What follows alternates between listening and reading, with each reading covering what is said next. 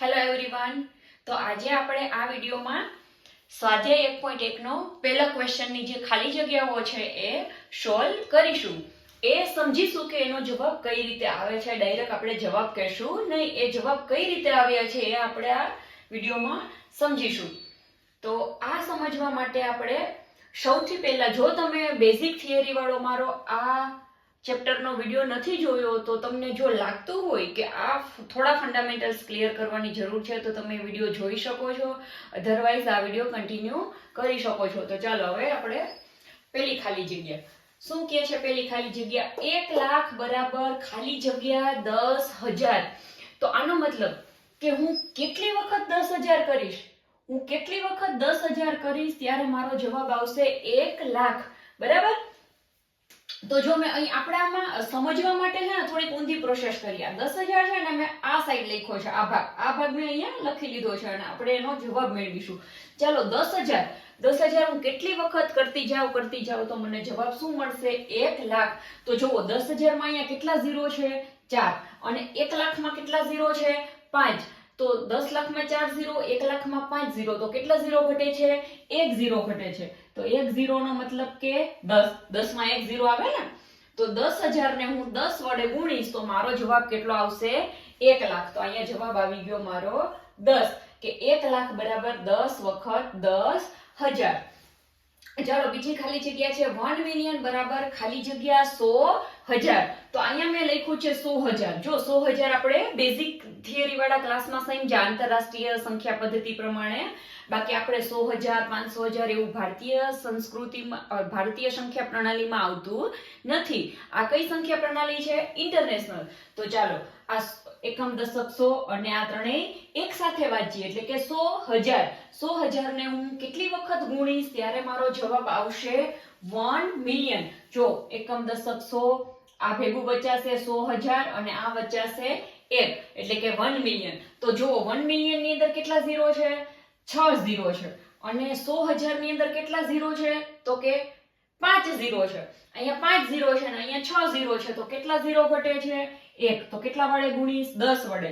તો 100,000 ને 10 વડે ગુણીશ એટલે જવાબ આવશે એનો 1 મિલિયન. બરાબર. તો અહીંયા આપણે જવાબ લખી નાખીશું કે 10 વખત 100,000 ત્યારે એનો જવાબ આવશે 1 મિલિયન. ચાલો હવે 1 કરોડ બરાબર ખાલી જગ્યા વખત 10 લાખ. જો મારે તમને 1 કરોડ રૂપિયા આપવા હોય પણ હું તમને એમ કહું કે હું એક દિવસમાં નહીં આપું, હું તમને રોજ 10 લાખ રૂપિયા આપીશ. આજ 10 લાખ આપ્યા, કાલે 10 લાખ, એમ હું કેટલા દિવસ કરીશ તો હું તમને 1 કરોડ રૂપિયા આપીશ. તો મારે કેટલા દિવસ આપવા પડે? 10 દિવસ. તો 10 દિવસ સુધી હું તમને રોજ 10 લાખ રૂપિયા આપીશ ત્યારે તમારી પાસે કેટલા પૈસા થશે? 1 કરોડ રૂપિયા થશે. એ વસ્તુને આપણે અહીંયા ખાલી જગ્યામાં ગણતરી દ્વારા સમજીએ. જો આ કેટલા લખ્યા છે મેં? 10 લાખ. જો 10 લાખ લખ્યા છે એને 10 લાખ ની અંદર ઝીરો કેટલા છે? 3 ને 2 5 ને 1 6 ઝીરો છે. અને અહીંયા 1 કરોડ ની અંદર કેટલા ઝીરો છે? 3 ને 2 5 ને 2 6. અહીંયા 6 ઝીરો છે અને અહીંયા 6 ઝીરો છે અને અહીંયા 7 ઝીરો છે. અહીંયા 7 ઝીરો અને અહીંયા 6 ઝીરો. તો કેટલા ઝીરો ઘટે છે? તો કે 1 ઝીરો ઘટે છે. તો કે 1 ઝીરો આમાં એડ કરી દેશું એટલે તમારે કેટલા ઝીરો આવી ગયા? 7 ઝીરો. અને 1 કરોડમાં કેટલા ઝીરો હોય? 7 ઝીરો.